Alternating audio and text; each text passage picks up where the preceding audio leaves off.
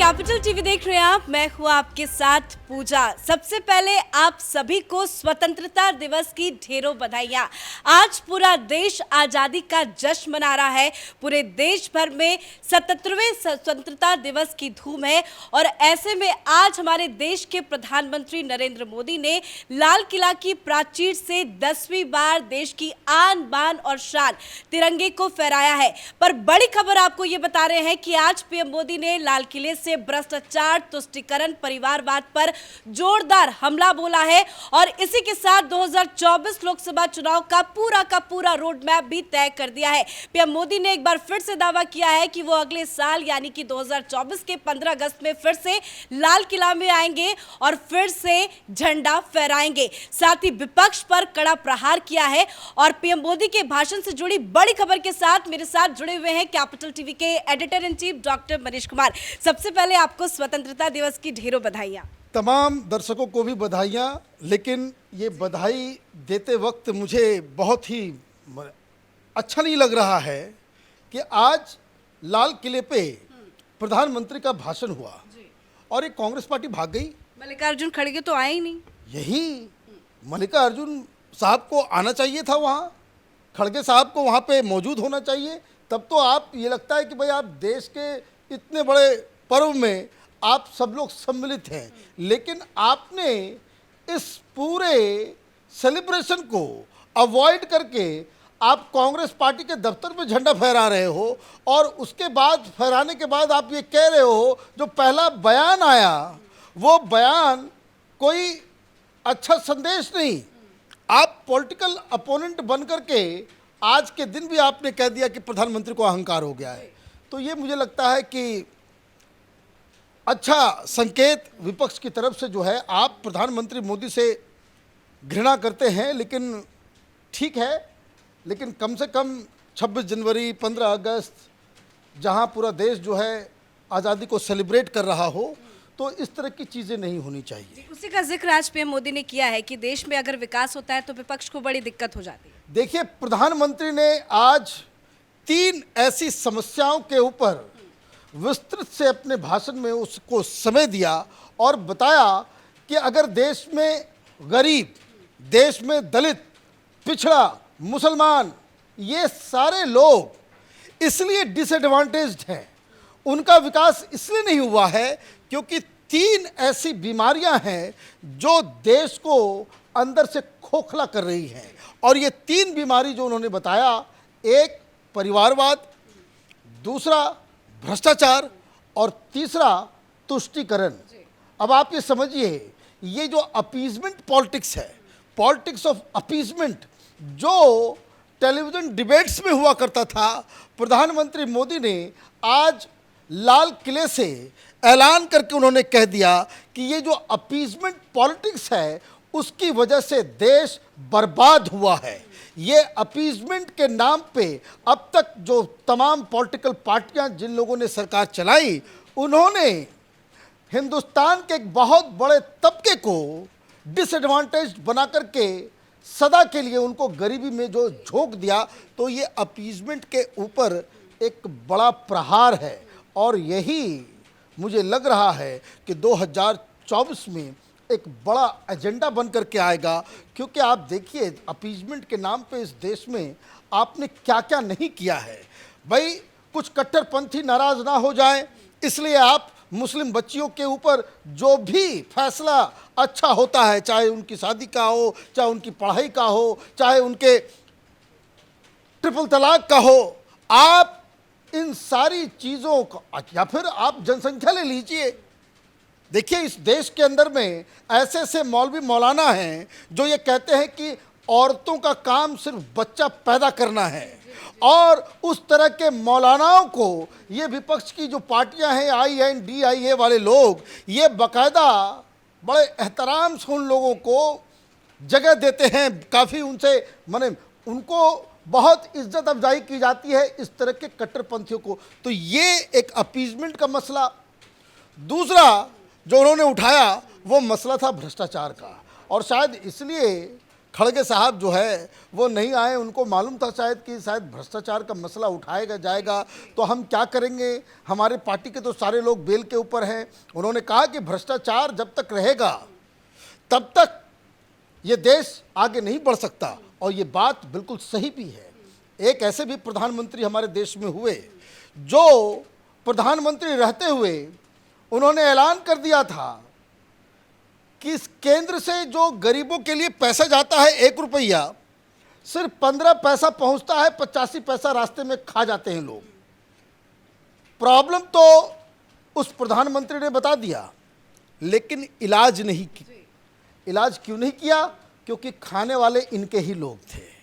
ये खाने वाले इनके ही ब्यूरोक्रेट्स, खाने वाले इनके ही नेता, खाने वाले इनके ही सरकार में जो मंत्री हैं, हर डिपार्टमेंट में उनके ज़माने में घोटाला हुआ, और बोफोर्स के घोटाले में तो उस प्रधानमंत्री के दामन पे भी दाग लग गए। लेकिन उस प्रधानमंत्री के बारे में अभी भी बड़ी बड़ी बातें करती है। क्यों? क्योंकि वो राहुल गांधी के पिताजी हैं। तो ये समझिए प्रधानमंत्री ने क्या कहा कि 10 करोड़ ऐसे लोगों को हमने चिन्हित किया जो बेनामी रूप से सरकार के पैसे को चट कर रहे थे। ये बात बिल्कुल सही है कि ये जो डायरेक्ट ट्रांसफ़र जो बैंक अकाउंट में पैसे जा रहे हैं, चाहे वो सब्सिडी का हो, चाहे वो किसी भी योजना का हो, मनरेगा का हो, इससे बहुत सारे लीकेजेस जो हमारे सिस्टम में था, जो राजीव गांधी ने कहा था कि 85 पैसा गायब हो जाता है, उसको रोकने की तमाम कोशिश में प्रधानमंत्री सफल हुए हैं। लेकिन मैं इतना ज़रूर कहना चाहूँगा कि ये अभी भी फुल प्रूफ नहीं है।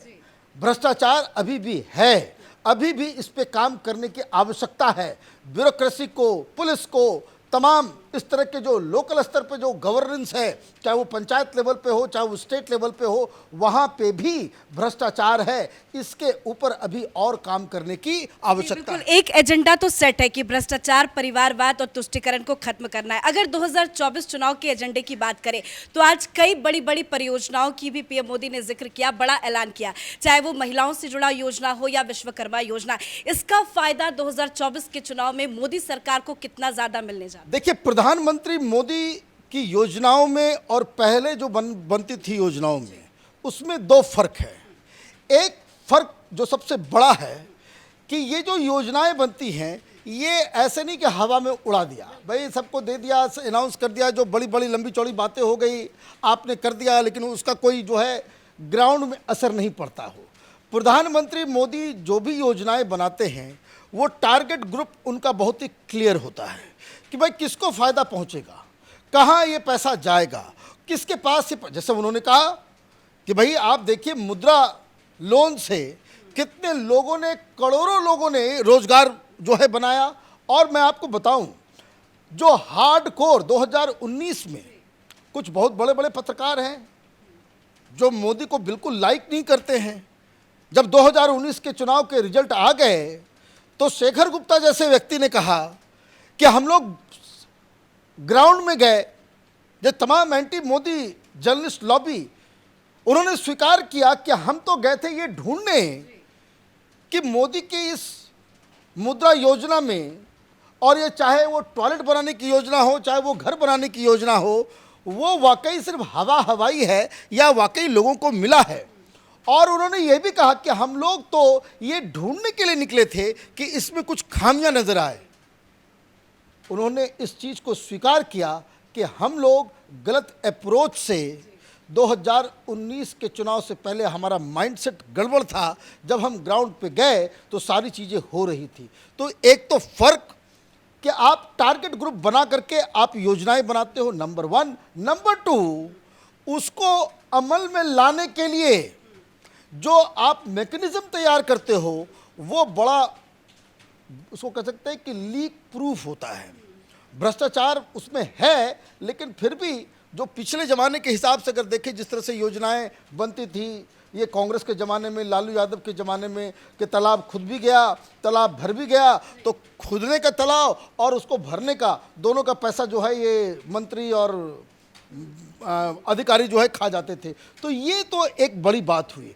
एक और जो मुद्दा जो उन्होंने उठाया वो परिवारवाद का है कि जब तक परिवारवादी पार्टियां हिंदुस्तान में रहेंगी राजनीति में, हिंदुस्तान का भला नहीं हो सकता। ये बात बिल्कुल सही है। मुझे तो अभी तक समझ में नहीं आता है कि वो पार्टियां जो परिवार के हवाले है, जो पार्टियां किसी किसी परिवार की प्राइवेट लिमिटेड कंपनी की तरह ऑपरेट करती हैं, उसमें पॉलिटिकल वर्कर्स, कार्यकर्ता बस किस मानसिकता से उसके साथ जुड़े हुए होते हैं, मुझे आज तक ये समझ में नहीं आया। आपको गुलामी करनी है तो गुलामी तो आप कहीं भी कर सकते हो, राजनीति करनी है तो आपको तो उस तरह की पार्टियां या हिंदुस्तान में उस तरह की पार्टी सिस्टम होनी चाहिए कि जहां एक साधारण सा व्यक्ति अपनी मेहनत से, अपने कैलिबर, अपनी प्रतिभा से वो टॉप पोस्ट तक पहुंच सकता। लेकिन ये जो पारिवारिक पार्टियां जब तक रहेंगी तो वहां तो रियल पावर पार्टी को चलाने का, डिसीजन मेकिंग का, वो तो उस परिवार के पास ही होता है। इसलिए एक बहुत बड़ी चिंता का ये विषय है। एक मेरा आखिरी सवाल आपसे है कि पीएम मोदी ने लाल किला की प्राचीर से 10वीं बार संबोधन किया है और अपने दूसरे कार्यकाल का आखिरी बार संबोधन किया, लेकिन उन्होंने इशारा ये जरूर कर दिया कि ये आखिरी नहीं है, वो एक बार फिर से आएंगे और यहीं से देश को विकास के बारे में बताएंगे। ये कितना बड़ा दावा हो सकता है, क्योंकि विपक्ष कह रहा है कि ये कोई चुनावी सभा नहीं था, पीएम मोदी चुनावी रैली की तरह संबोधित कर रहे थे आज। देखिए, ये दावा नहीं है। प्रधानमंत्री ने जो कहा कि वो और भी करेंगे, ये दावा नहीं है। ये हिंदुस्तान का सौभाग्य है कि आपको एक ऐसा प्रधानमंत्री मिला हुआ है जो सिर्फ देश के बारे में सोचता है, जिसने, आप ये देखिए किस तरह से कोई नेता आज की तारीख में कोई ये कह सकता है कि मैं सिर्फ और सिर्फ देश के लिए, अपनी सरकार के लिए, जनता के काम के लिए मैं मेहनत करता हूं और थक के मेहनत करता हूं, 18 घंटे मेहनत करता हूं और मैं थकता नहीं। और ये सौभाग्य ये हिंदुस्तान को मिला हुआ है। कई सारी मुल्क जो इस कोरोना के दौरान बर्बाद हो गए, उसके पीछे जितने भी एनालिसिस निकलते हैं उसमें एक बात जरूर कहा जाता है कि लीडरशिप ने फेल कर दिया। आप बगल में देखिए, तमाम नजर उठाकर देखिए, पाकिस्तान कहां चला गया। पॉपुलर तो इमरान खान भी था, विजन नहीं था, मेहनत नहीं की और उसके पास कोई रोड मैप नहीं था, तो उससे क्या हुआ, पाकिस्तान आज सड़क पे आ गया है। हिंदुस्तान इतनी सारे कॉम्प्लेक्सिटीज के साथ, अभी देखिए यूएस में और सारे लोग जो जिस तरीके से कोरोना के दौरान हिंदुस्तान एक, जिसको कह सकते हैं कि एक उदय हुआ है भारत का, ये प्रधानमंत्री मोदी के बहुत बड़े अचीवमेंट। लेकिन कांग्रेस पार्टी कह रही है कि पीएम मोदी ने बड़ी जल्दबाजी में ये बयान दे दिया, अभी 2024 बहुत दूर है। देखिए, 2024 तो दूर नहीं है, 2024 भी, 25 भी, 26 भी, 27 तो 2047 तक का एजेंडा। मैं तो ये कह रहा हूं कि इस देश का सौभाग्य है कि ऐसे कमिटेड व्यक्ति ने इस वक्त जो मुश्किल का दौर था, उस समय वो प्रधानमंत्री की कुर्सी पे हैं। कोई दूसरा व्यक्ति होता, ये देश अभी किस गर्त में फंसा हुआ होता, ये इमेजिन करके भी कांप उठता है कलेजा। आप ये बिल्कुल आप ये समझिए, ये ममता बनर्जी ये रिप्लेस करेंगी, ये केजरीवाल जो हर समय झूठ बोलता रहता है वो रिप्लेस करेगा। केजरीवाल कह रहे हैं कि पीएम मोदी सपना देख रहे हैं। भाई सपना तो आपने भी देखा था, सेमीफाइनल आपने करवा दिया कि भाई ये जो दिल्ली सर्विस बिल है वो सेमीफाइनल है, तो सेमीफाइनल में तुम हार गए, तो तुम्हारे तो वैसे ही ऑलरेडी तुम टूर्नामेंट से बाहर हो गए। तो ये बेकार की बातें हैं।